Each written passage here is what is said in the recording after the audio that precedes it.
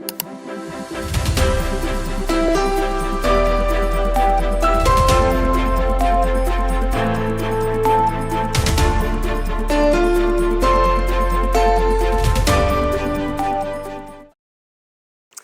오늘은 이 우리는이라는 시리즈 설교 세 번째입니다. 말씀은 맡은 자라는 제목으로 말씀을 나누도록 하겠습니다.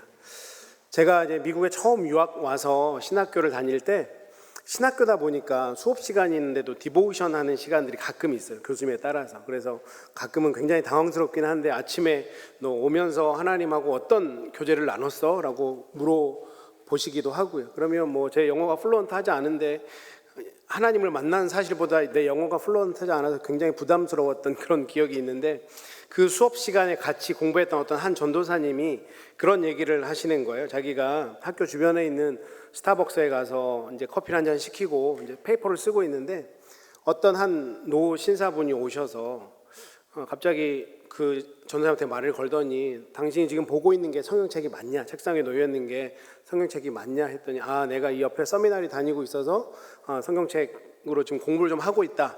이렇게 얘기를 했더니 그 노신사가 눈물이 그렁그렁해지면서 그 전도사님의 악수를 청하더니 고맙다고 하면서 손에 100불을 쥐어주고 가더라는 거예요.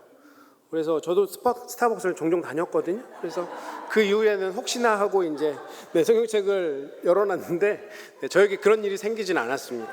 아마 동기가 불순해서 그랬던 것 같긴 한데 그 노신사가 왜 젊은 청년이 카페에서 성경 읽는 거를 보고 그 모습이 감사했을까요? 이모셔널해지면서까지 감사했던 이유가 무엇일까? 아마도 지금 그렇게 성경의 바탕으로 세워진 이 미국조차도 정말 성경 읽는 일이 점점 더 없어지니까 그 마음을 좀 표현했던 게 아닐까라는 생각을 해봤습니다. 그 이야기를 들은 저는 그 노신사가 흘렸던 그 눈물이, 그 감정이 단순한 감정의 표현이 아니라 말씀을 떠난 이 세대를 향한 어떤 한탄 같이 느껴졌습니다. 그리고 그 노신사의 마음이 우리 하나님 아버지의 마음과 좀 비슷하지 않을까. 그래서 정말 우리를 향해서 정말 너희가 지금 말씀을 떠나서 그렇게 살아가고 있는 건 아닌지라는 하나님의 음성으로 들려지게 되었습니다. 지금 우리는 포스트 모더니즘이라고 하는 사조의 흐름에서 살아가고 있습니다. 이 포스트 모더니즘이라고 하는 거는 지금 이 시대를 덮고 있는 어떤 흐름 같은 건데요. 우리 전 인류 역사를 보면 몇 가지 큰 사조가 있었습니다. 기원 전부터 1세기까지는 고대 철학 시대라고 그래서 저희가 만나본 적은 없지만 아주 잘 알고 있는 아리스토텔레스, 플라톤, 그 다음에 소크라테스, 이런 사람들이 진리라고 하는 것을 인간의 이성 내지는 논리를 통해서 찾아갈 수 있다라고 주장하면서 그 시대를 이끌어갔고요. 2세기 정도부터 돼서는 초기 교부 시대라고 해서, 교부라고 하는 건 철치 파더를 얘기하는 거거든요. 교회의 굉장한 리더들이 이 진리는 하나님의 계시를 통해서 발견할 수 있다라고 해서 그렇게 시대를 좀 이끌어 갔습니다. 약 9세기경부터는 중세 스콜라 시대라 그래서 성경과 교회의 권위, 이것이 하나님의 진리를 찾아가게 하는 길이다라고 하는 흐름이 전 세계적으로 있었습니다. 그런데 이제 17세기 정도부터 되면서 모더니즘이라고 하는 게 나왔거든요. 그래서 이제 사람들의 머리가, 과학도 발전하고 사람들의 머리가 커지다 보니까 인간의 이성으로 진리를 발견할 수 있다. 이런 흐름이 이제 전 세계적으로 좀 흘러가게 되었습니다. 그리고 1950년대, 20세기 중반 정도에 방금 말씀드린 포스트 모더니즘이라고 하는 것이 전 세계적인 사조가 돼서 진리는 없다라고 주장하는 것이 포스트 모더니즘입니다. 모든 진리를 부정하죠. 모든 것은 그냥 해석에 따라서 모든 것이 달라지는 거지 변하지 않는 진리가 없다라고 주장하는 거예요. 우리 크리스찬들은 어떻습니까? 진리는 하나님의 말씀이 진리이다. 우린 그것을 굳게 믿고 살아가는 사람들이죠. 우리 크리스찬들은 하나님의 말씀이 진리이니까 하나님의 말씀이 절대 선일 수밖에 없습니다. 그런데 포스트 모더니즘과 상충이 되는 거죠. 진리가 없다라고 주장하는 사람들이 이것만이 진리다라고 주장하는 우리 크리스찬들하고는 절대 맞을 수가 없는 겁니다. 그래서 포스트 모더니즘에서 우리를 유혹하는 게 뭐냐면, 그래, 하나님 인정해 줄 테니 다른 신이 있음도 인정해라. 너도 맞고 나도 맞다라고 하자. 그래서 지금 이 시대 정말 다양성이 존중되는 시대 아닙니까? 근데 다양성 당연히 존중해야죠. 그렇지만 아닌 거는 아니다라고 얘기할 수 있는 게 우리의 신앙이고 믿음이고 가치관인 것입니다. 그래서 요즘에 상대주의나 다원주의 같은 그런 사상이 계속해서 우리에게 압박을 하고 있는 거죠. 그래서 우리가 그냥 세상 사람들은 그렇게 상대방의 다양성을 인정해 주는 게 쿨한 것이다 라고 이야기하지만, 우리가 이것만이 진리입니다라고 얘기하면 요즘 흔히 얘기하는 꼰대 소리를 들을 수밖에 없는 거죠. 그러다 보니까 모더니즘 이전의 사상은 대체적으로는 하나님께 진리가 있다라는 흐름 안에서 전 세계가 많이 동의하는 그런 흐름에서 살았거든요. 근데 근대주의가 되면서부터는, 모더니즘이 되면서부터는 진리는 인간의 이성 안에 있다라고 하는 그 흐름이 계속해서 왔는데, 이제는 진리가 아예 없다라고 주장하는 시대가 되어버린 것입니다. 전체적인 사조의 흐름이 신 중심에서, 인간 중심에서 이제는 나 중심으로 바뀌어가고 있는 시대를 우리가 살아가고 있죠. 이런 시대를 살아가다 보니까 우리에게 어떤 결과들이 주어집니까? 2021년 미국 갤럽의 조사를 봤더니 미국 성인들 중에 20% 조금 넘는 그 성인들만 하나님의 말씀이 진리다, 틀림이 없다라고 믿는다고 합니다. 청교도 신앙으로 세워진 이 나라조차도 이제는 하나님과 너무 멀어져 버린 나라가 되었다라고 하는 거죠. 그래서 우리는 지금 하나님 말씀을 소홀히 하는 시대를 살아가고 있다고 해도 과언은 아닐 것입니다. 오늘 우리가 함께 살펴보는 로마서 3장, 이 로마서 3장은 바울의 디아트립의 수사법이라고 하는 구조로 쓰여진 책입니다. 좀 어려운 말인데요, 바울이 잘 배운 사람이잖아요. 그 당시 굉장히 잘 나가던 사람이거든요. 그 당시에 보통 철학자들이 자기 제자를 가르칠 때 이 디아트립의 수사법이라고 하는 것을 주로 사용했는데, 이게 어떤 방식이냐면 질문을 하나 합니다. 가상 질문을 제자들에게 먼저 던져요. 그리고 그것이 옳지 않다라는 반박을 또 이야기해 줍니다. 그러면서 본인이 얘기하고자 하는 결론을 가지고 와서 학생들에게 가르치는 겁니다. 그러면서 독자가 스스로 질문하고 찾아가도록 만드는 방식이에요. 사도 바울의 편지를 읽으시다가 아마 그런 거 많이 보셨을 거예요. 그럴 수 없느니라 라고 하는 구절, 사도 바울이 뭔가 질문을 하고 그렇지 않다, 그럴 수 없다 라고 스스로도 답변을 하면서 본인이 하고 싶은 얘기를 하는 것, 이게 디아트립의 수사법인데, 이 디아트립의 수사법이라고 하는 것이 가장 많이 나와 있는 게 로마서입니다. 오늘 우리가 읽은 3장 1절 2절 말씀도 그런 방식으로 쓰여져 있어요. 지금 1절에서 사도 바울이 무엇을 질문합니까? 유대인의 나음이 무엇이냐? 유대인이 뭐가 더 좋은 거냐? 뭐가 뛰어나냐? 이렇게 지금 사도 바울이 물은 거예요. 사실 이 질문은 로마서 2장과 연관이 좀 돼 있습니다. 로마서 2장에 보면 사도 바울이 유대인들을 신랄하게 지적해요. 하나님이 율법을 당신들에게 맡겼는데 그 율법을 지키고 살아내지 않음으로 인해서 하나님을 욕되게 하는 그 모습을 당신들 때문에 갖게 되었다라고 하면서 이 질문을 하는 거거든요. 유다인이 그러면 이방인보다 나은 게 없겠냐? 그렇지 않다라고 대답을 하는 거예요. 이 질문에 어떻게 대답합니까? 2절 말씀해 보니까 범사에 많으니, 유대인이 이방인들보다 나은 게 훨씬 많대요. 물론 2절에 기록하진 않았지만 로마서 9장을 보면 유대인들이 가진 특권에 대해서 사도 바울이 이렇게 기록합니다. 로마서 9장 4절과 5절 말씀인데요, 그들은 이스라엘 사람이라 그들에게는 양자됨과 영광과 언약들과 율법을 세우신 것과 예배와 약속들이 있고 조상들도 그들의 것이고 그리스도가 그들에게 난, 이런 놀라운 특권들이 유대인들에게 있는데, 그 중에서도 다시 3장 2절로 돌아가 보면 말씀을 맡았다라고 하는 특권이 가장 중요한 거다라고 사도 바울이 말씀하고 있는 거예요. 이 말씀을 맡은 역할, 이것이 너무나 중요한데 하나님께서 이 말씀을 간직하고 전하는 그 놀라운 특권과 사명을 줬는데, 너희가 그것에 소홀히 해서 변질되고 타락하는 그 길로 지금 너희가 가고 있다라고, 그래서 너희가 이렇게 특권이 있는 사람들이다라고 지켜 세우는 것이 아니라 그 일에 소홀하고 있다라고 책망하는 말씀이 3장 1절과 2절의 말씀인 것입니다. 그런데 이 비슷한 말씀이 구약에도 하나 있는데요, 출애굽기 20장 19절 말씀을 보면 이렇게 이스라엘 백성들이 모세에게 이야기합니다. 모세에게 이르되 당신이 우리에게 말씀하소서, 우리가 들으리이다. 하나님이 우리에게 말씀하시지 말게 하소서, 우리가 죽을까 하나이다. 이게 어떤 뜻이냐면 그냥 겉으로만 보면 이스라엘 백성들이, 광야에 있는 이스라엘 백성들이 굉장히 경건하게 하나님을 섬기는 것 같아요. 그냥 모세에게 당신이 하나님과 대면해서 말씀을 받아와서 우리에게 전해주면 우리가 그 말씀 드릴게요. 우리가 직접 하나님을 대면하면 죽을지도 모르잖아요. 이렇게 얘기하는 거예요.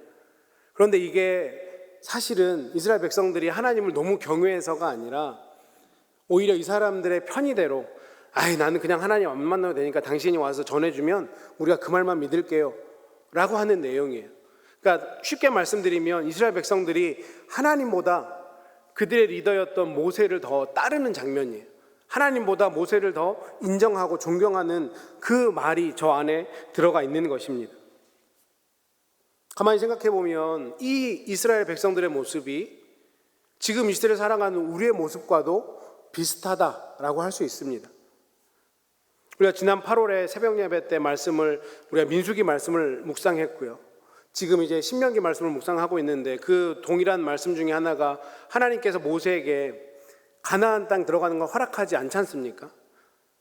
아니 그 고생을 했는데 왜 이왕이면 가나안 땅 한번 밟게 하고 돌아가게 하시지 왜 하나님은 가나안 땅 허락하지 않았을까? 물론 성경 여러 부분에서는 그가 광야에서 때로는 순종하지 않았던 모습이 있어서 그렇게 된 것이다 라고도 설명을 하지만 그 이유는 하나님만 아시겠죠.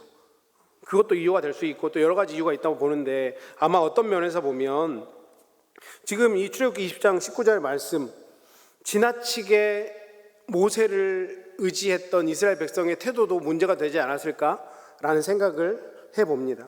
왜냐하면 이스라엘 백성들이 하나님을 의지해야 되는데 모세를 의지하는 거예요. 하나님 입장에서는 어떤 마음이 있겠습니까? 지금 너희가 의지해야 될 대상이 모세가 아니고 나다. 그러면서 하나님이 지도자를 바꾸는 거죠. 너희가 보기에 여전히 어리숙해 보이고 리더십이 없어 보이는 여호수아가 너희를 이끌어도 너희는 가나안 땅에 들어가게 될 것이고 그 땅에서 내가 주는 많은 것들을 누릴 수 있게 될 것이다 라고 보여주기 위해서 모세를 하나님이 먼저 부르시는 걸 수도 있다라는 생각을 해봅니다. 그런 면에서 정말 모세가 그런 이유에서 가나안 땅에 들어가지 못했다면 이 말씀이 가장 무서운 사람은 누굴까요? 접니다. 왜 그럴까요? 성도님들이 하나님 말씀 듣기를 싫어하고 그냥 목사님이 설교만 잘 해주시면 우리는 그 말씀 들을게요 하면 생각보다 박 목사는 하나님의 부르심을 빨리 받을 수도 있습니다. 그러니까 여러분이 혹시 제가 별로 마음에 안 들면 저를 더 사랑하시면 돼요. 하나님보다 저를 더 사랑하시면 제가 천국에 빨리 갈 수 있는 찬스가 생길지도 모르겠다. 그래서 저는 인기 있는 목사가 되고 싶지 않습니다. 하나님 앞에 불려갈까 봐. 물론 우리 지금 성도님들 보시는 눈빛이 목사님 그럴 걱정은 없습니다 라고 보시는 것 같은데 사실 이 문제는 우리가 좀 진지하게 생각해 봐야 되는 문제인 것 같습니다. 우리는 지금 설교의 홍수 시대를 살고 있어요. 그렇죠? 손으로 몇 번만 터치하면 정말 좋은 설교를 아무 때나 어디서나 들을 수 있습니다. 주중에 그렇게 훌륭한 설교를 들으시고 또 주일에 이렇게 교회에 와서 제 설교를 들어주시는 것만 해도 너무나 감사합니다. 그런데 오늘 본문이 말하는 얘기에 반드시 귀를 기울이셨으면 좋겠어요. 목사의 설교보다 중요한 것이 하나님의 말씀입니다. 무슨 뜻이냐면요, 여러분 손에 성경이 들리셔야 된다는 얘기예요. 여러분 손에 직접 이 성경을 들여야 된다는 그 얘기입니다. 10월 말이면 종교개혁 508주년이 됩니다. 종교개혁이 왜 일어났습니까? 그 당시에 가톨릭 신부들이 성경을 번역을 하지 않았어요. 그 신부들을 통해서만 성경을 듣게 했거든요. 그러다 보니 어떻게 됩니까? 교황의 권위와 성경의 권위를 똑같이 놨어요. 마틴 루터가 여기에 분개를 하고 마틴 루터를 비롯한 많은 종교개혁자들이 그러면 안 된다. 우리가 말씀 앞으로 나아가야 된다. 그래서 종교개혁이 일어났던 거 아닙니까? 그 덕분에 지금 우리 손에 성경이 쥐어진 거고 우리가 성경을 얼마든지 읽을 수 있는 그런 환경이 생기게 된 것입니다. 그렇게 귀하게 우리에게 성경을 읽을 수 있는 권리가 주어졌는데 우리는 얼마나 이 성경을, 하나님의 말씀을 귀하게 대하고 있습니까? 혹시 너무 귀하게 대하셔서 일주일에 한 번만 달아질까 봐 일주일에 한 번만 이 성경을 만지고 계시지는 않으십니까? 아마 마틴 루터가 이 모습을 천국에서 보면 야, 내가 이러려고 목숨 걸고 종교개혁을 했나? 라고 생각할지도 모르겠습니다. 우리도 유대인들처럼 말씀을 소홀히 대하다가 타락하고 변질된 길로 가고 있지 않은지 우리가 반드시 우리의 모습을 점검해 봐야 된다라고 하는 것입니다. 하나님이 우리에게 말씀을 맡겼다고요. 하나님이 우리에게 이 말씀을 맡기고 이 말씀을 살아내고 이 말씀을 전하는 그 사명을 우리에게 주셨는데 우리가 그 길을 가고 있지 않으면 우리도 유대인들처럼 타락하고 변질된 길로 가고 있는 사람일 수 있다라고 하는 사실을 분명히 기억하셔야 됩니다. 우리가 말씀을 소홀히 대하면 우리 삶 가운데 어떤 부작용이 일어납니까? 우리가 지금 살아가는 시대, 기준이 흔들리고 기준이 없어지는 시대가 되지 않았습니까? 말씀을 소홀히 대하니까 우리 삶에 기준이 없어지는 거예요. 여러분은 제가 하는 설교가 다 맞다고 생각하십니까? 대답 잘 하셔야 되죠. 그런 것 같기도 하고 아닌 것 같기도 한데 그런 것 같다고 하면 목사님한테 신뢰를 하는 것 같고 어떻게 목사의 설교가 다 맞을 수 있겠습니까? 저도 두렵고 떨리는 마음으로 매번 말씀을 전하는데 맞게 전하려고 노력은 하죠. 제가 성경을 해석하는 것이 혹시 치우치거나 틀리진 않았을지 때로는 주석을 참고하기도 하고 다른 서적을 참고하기도 합니다. 또 설교하다가 예화하는 것들이 그냥 흔히 얘기하는 카더라 통신으로 뭔가 근거가 없는 걸 얘기하고 있지는 않은지, 그래서 저는 예화는 가급적이면 출처가 분명한 것만 쓰려고 굉장히 많이 찾아봅니다. 누군가는 말했습니다, 이런 일이 있었습니다, 이런 거는 하지 않으려고 해요.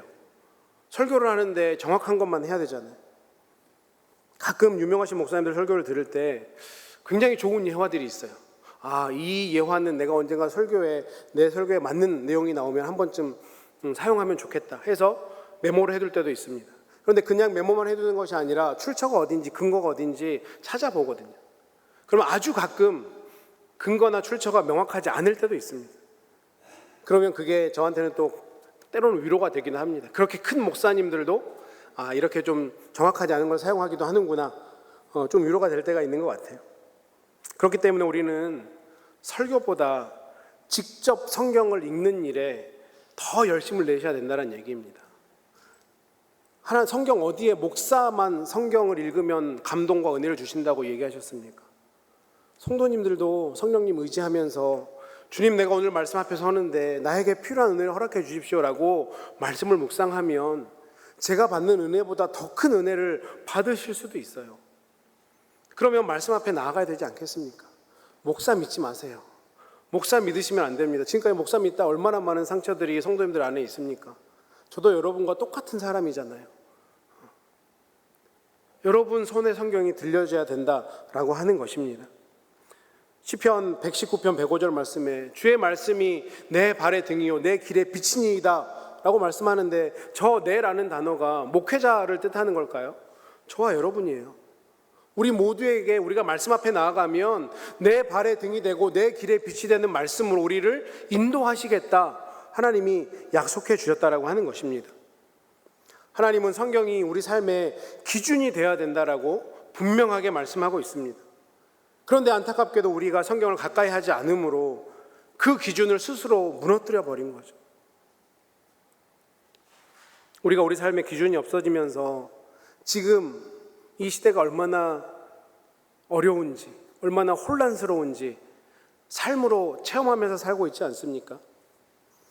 2015년 6월 26일에 연방 대법원에서 동성 커플들이 결혼 허가를 거부하는 것, 동성 커플들에게 결혼 허가를 거부하는 것이 헌법에 위배된다라는 판정 이후로 이제 동성애자들의 결혼이 합법이 되고, 우리가 그 소식을 들었을 때 아마 마음 한켠에는 그거 소수의 일이겠지 라고 생각할 수도 있는데, 그것이 바로 우리 기독교 안에 얼마나 큰 영향을 미치고, 그거는 미국 교회 얘기겠지, 근데 그게 우리 한인 교회들에게까지 어떤 영향을 미치는지 우리가 너무나 경험을 통해서 잘 알고 있지 않습니까? 지금은 어떤 입법이 준비되고 있는지 아십니까? 소아 성애자들의 성적 취향을 존중해달라고 입법을 준비하고 있고요. 일부 다처제도 허락해달라고 입법을 준비하고 있습니다. 이제는 내가 동물을 사랑해서 동물과 결혼을 하겠다라고 하는 입법도 준비되고 있습니다. 기준이 무너지면 이렇게 되는 거예요. 그 세상에 안 올 것 같습니까? 와요. 그러면 우리는 무엇을 해야 될까요? 다시 기준으로 돌아가야 돼요. 우리가 흔들리지 않을, 우리가 굳게 붙잡아야 될 그 말씀 앞으로 나아가야 된다라고 하는 것입니다. 한번 무너진 기준이 얼마나 큰 혼란을 우리 삶에 가져오는지 경험했다면 이제는 우리가 더 그 말씀 앞으로 나가서 더 굳건히 말씀을 붙잡아야 되지 않겠습니까? 죄송한 말씀이지만 이런 일이 생길 수 있어요. 우리 정말 눈에 넣어도 아프지 않을 내 자녀들이, 내 손자 손녀들이 어느 날 나한테 와서 할아버지, 할머니, 나는 동성이 더 좋아. 나 이 사람하고 살아야 될 것 같아. 라고 얘기하면 어떻게 하실래요? 그게 틀렸다라는 것을 적어도 알려주셔야 되지 않겠습니까? 우리가 어떤 기준으로 살아가야 되는지 자신 있게 강력하게 얘기해야 되지 않겠습니까? 그래도 정말 감사한 것은 우리 새빛사랑 교회는, 우리 GMC 교회들은 그것을 삶으로 실천하고 살아내셨잖아요. 그게 우리 성도님들에게 큰 자산이 될 거라고 믿습니다. 엄마 아빠가, 할아버지 할머니가 그렇게 살면 안 돼서 이렇게 어려운 길을 선택하고 지금 이렇게 신앙생활을 하고 있다. 이 할아버지 할머니의 가치관을, 신앙관을 너희도 쫓아 살아갔으면 좋겠다. 너희가 이 가치관 붙잡지 않으면 더 혼탁한 세상, 더 기준이 없는 세상에서 힘들게 살아가게 될 거야. 이 말씀이 너희의 기준이 되면 이 말씀이 너희를 붙잡아 줄 거다. 그러니 세상의 유혹에 흔들리지 말고 이 말씀 앞에서 올바로 똑바로 살아가야 된다라고 전해주시는 저와 여러분이 되셨으면 좋겠습니다. 시편 119편 133절에 정말 귀한 말씀이 있습니다. 나의 발걸음을 주의 말씀 위에 굳게 세워달라고, 하나님의 기준에 내 발걸음이 굳건히 서게 해달라고, 그래서 어떤 죄악도 나를 주관하지 않게 해달라고 시편 기자가 고백하고 있는 거 아닙니까? 이 시편 기자의 고백이 우리의 고백이 되어야 됩니다. 다양성을 인정해 주는 건 좋은데 안 되는 건 안 돼야 되는 거지 않습니까? 주님의 말씀이 우리 삶의 중심을 세우는 기준이 될 수 있는 것입니다. 주님의 말씀만이 우리 삶의 기준이 된다라고 하는 사실을 한시도 잊어서는 안 된다라고 하는 것이죠. 그래서 카페에서 성경을 읽고 있는 그 젊은이가 너무 고마워서 백불을 쥐어주면서 그렇게 그 신사가 눈물을 그렁그렁 한 거 아니겠습니까? 그것이 지금 우리가 살아가고 있는 이 땅의 현실입니다. 출애굽께서 모세에게 했던 그 백성들의 고백, 모세여 당신이 우리에게 말씀하소서, 내가 하나님 말씀 안 듣고 그냥 당신 말씀 듣겠나이다 라고 하는 이 고백이 이제는 우리의 고백이 되어서는 안 된다라고 하는 것입니다. 어쩌면 그런 고백들 때문에 지금 우리가 기준이 무너져 버린 이 힘든 시대를 살아가고 있는 것이죠. 또한 우리가 말씀을 소홀히 대하면서 겪는 일은 무엇이냐면 우리 삶 가운데 말씀의 능력을 경험하지 못하고 살아가는 거예요. 말씀을 소홀히 대하는데 그 말씀의 능력을 어떻게 우리가 경험하며 살아가겠습니까? 우리 성도님들은 우리가 날마다 영적 전쟁 가운데 살아가고 있다는 사실을 믿으십니까? 그리스도로 사는 것이 힘드시죠? 안 힘드십니까? 둘 중에 하나예요. 정말 성령 충만하시든지 뭔가 잘못된 길로 가고 계시든지. 우리가 크리스찬으로 살아가면 하루하루가 힘들어야 되는 게 맞습니다. 왜 그래요? 앞에서 제가 말씀드렸던 것처럼 세상은 자꾸 포스트 모더니즘을 우리에게 강요해요. 그 기준으로 살아야 된다, 너희도 이렇게 살아야 된다 얘기하는데 우리는 그 기준이 아니잖아요. 가치관이 부딪히면 힘들어야죠. 우리가 살아가는 이 땅의 기준과 내가 지켜야 될 이 땅의 기준, 우리는 하나님의 시민이니까 하나님의 시민의 기준으로 살아가면 이 땅에 살아가는 게 쉽지 않은 게 사실입니다. 그런데요, 그것이 힘들면 바른 길을 살아가고 계시는 거예요. 힘든 게 맞습니다. 제가 문제 하나 내볼까요? 우리 새빛사랑 교회 멤버들 중에서 사탄이 누구를 무너뜨리면 가장 큰 효과가 있을까요? 그렇죠. 물론 제가 잘났다는 얘기가 아니고 담임 목사를 무너뜨리면 그 파장이 엄청 크지 않겠습니까? 그러니 사탄이 얼마나 저를 공격하겠어요. 정말 교활하고 집요하게 공격합니다. 예를 들면 이런 거예요. 사탄이 늘 저를 참소하는 것 중에 하나 뭐냐면, 야, 네가 무슨 자격이 있어서 담임 목사를 하냐? 야, 네가 무슨 권리가 있어서 설교를 하냐? 너나 잘 살아야 되지 않겠냐? 너도 죄 짓는데 무슨 자격이 있어서 네가 설교를 하냐? 네 속마음을 모르니까 성도님들이 그냥 그렇게 주일날 와서 예배드리고 설교 듣는 거지. 네 속마음을 성도님들이 다 들으면 그분들이 그 자리에 앉아 있겠냐? 계속 사탄이 저를 그렇게 참소해요. 그런데 제가 괴로운 이유가 뭔지 아십니까? 그 사탄의 참소가 맞는 말이라 괴로워요. 틀린 말이 아니에요. 제가 능력도 없어요. 뭐 성도님들보다 제가 뭐 얼마나 훌륭합니까? 얼마나 경건하겠습니까? 아니에요. 저는 설교할 자격이 없는 사람이에요.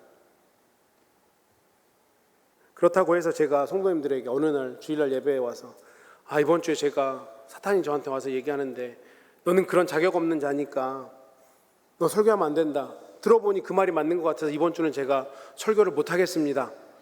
하면 되겠습니까? 안 되는 거잖아요. 솔직히 얘기하면 저만 그럴까요? 다른 목사님들은 여기에 자유로울 수 있을까요? 물귀신 작전입니다. 이게 저만 그렇지 않다. 다 똑같다. 근데 사탄이 매번 저를 그렇게 참소해도 제가 설교를 단 한 번도 안 한 적이 없습니다. 왠지 아세요? 그 참소에 맞설 무기가 저한테 있거든요. 그 무기가 무엇이냐면, 저는 개인적으로 로마서 8장 1절과 2절의 말씀입니다. 그러므로 이제 예수 그리스도 안에 있는 자에게는 결코 정죄함이 없느니라.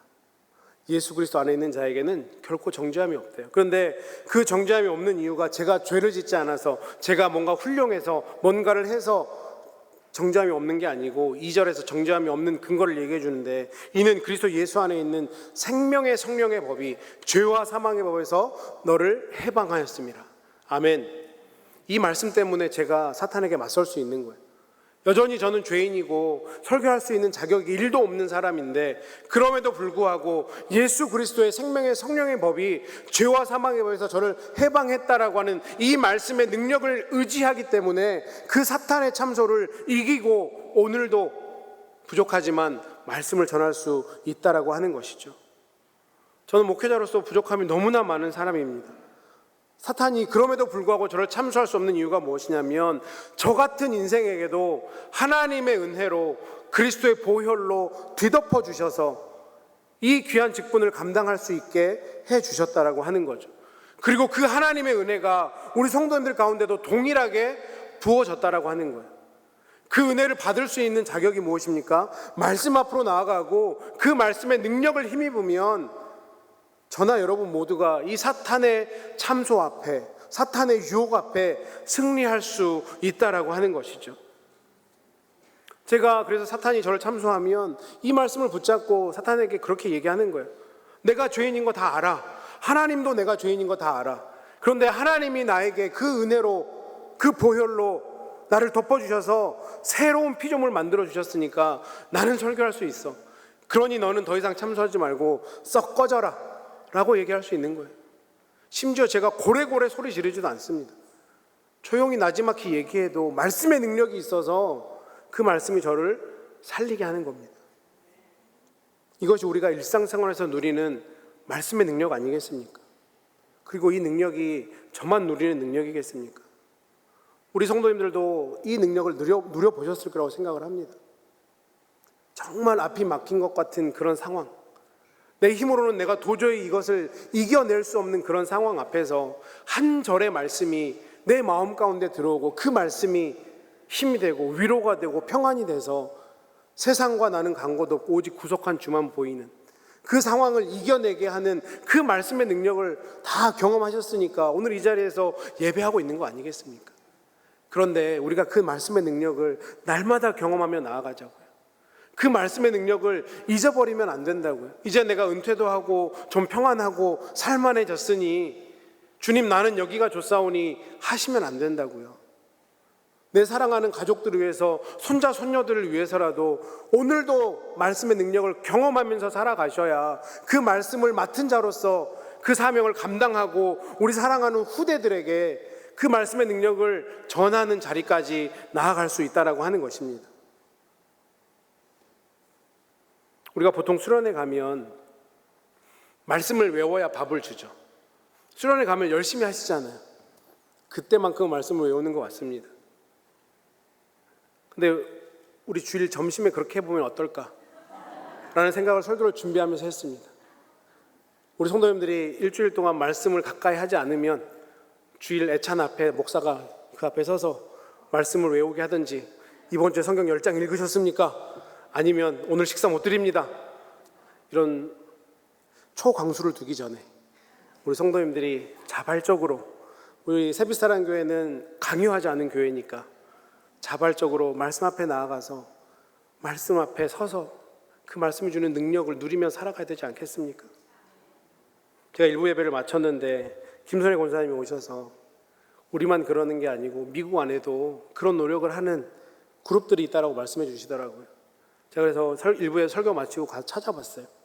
그게 뭐냐면 Bring Your Bible Day라고 해서 10월 첫 번째 목요일은 학교에 성경을 들고 가는 그 운동을 하는 그룹이 있다고 합니다. 제가 찾아봤더니 Focus on the Family라는 단체에서 2014년부터 시작을 했더라고요. 그래서 원래는 학생들 대상으로 했는데 지금은 직장인들도 그 운동에 동참하는 사람들이 있고요. 통계를 봤더니 2023년에 5만 개 학교에서 이거를 동참했는데 2024년에는 7만 개 정도가 참여했다고 합니다. 그리고 올해는 아마 이 단체에서 추정하기로는 200만 명 정도가 이 운동에 동참한다고 합니다. 아마 10월 2일, 10월 첫 번째 목요일이었으니까 10월 2일 날 2025년에도 그 운동을 했을 거예요. 학교로, 직장으로 성경을 들고 가는 거예요. 그래서 내가 짬이 있을 때 성경을 읽는 겁니다. 성경을 읽고 묵상하고 그 성경 말씀을 주변에 전하자. 이 말씀만이 희망이다. 이 말씀만이 우리를 살릴 수 있다. 라고 하는 운동이 미국 내에서도 다시 일어나고 있다고 하는 거죠. 우리에게 희망은 그거 하나밖에 없습니다. 말씀만이 우리의 기준이고 말씀만이 우리의 능력이 된다라고 하는 사실, 이것을 절대 잊으시면 안 돼요. 우리가 너무나 잘 아는 말씀, 히브리서 4장 12절 말씀인데 이 말씀을 우리가 한 목소리로 같이 읽고 말씀을 마치려고 합니다. 너무 중요한 말씀, 너무 귀한 말씀, 다시 한번 우리 함께 한 목소리로 읽어봤으면 좋겠습니다. 함께 할까요? 시작. 하나님의 말씀은 살아있고 활력이 있어 좌우의 날선 어떤 검보다도 예리하여 혼과 영과 및 관절과 골수를 찔러 쪼개기까지 하며 또 마음의 생각과 뜻을 판단하나니. 아멘. 하나님의 말씀이 정말 날선 검과 같아서 우리의 혼도 영도 관절도 골수도 다 찔러 쪼갤 수 있다라고 하는, 우리를 그렇게 변화시킬 수 있다라고 하는 것입니다. 하나님께서 이 말씀을 우리에게 맡기셨습니다. 저와 여러분에게 맡기셨고 세빛사랑교회에 맡기신 겁니다. 우리를 귀찮게 하거나 부담 주려고 맡기신 게 아니고요, 우리를 세상에서 승리하게 하기 위해서 이 말씀을 맡기신 것입니다. 세상이 진리를 잃어버린 시대 속일수록 말씀을 붙잡는 자가 희망일 수밖에 없습니다. 그래서 저와 여러분이 이 시대의 희망입니다. 들을 귀 있는 자는 들으시기를 주님의 이름으로 축원합니다.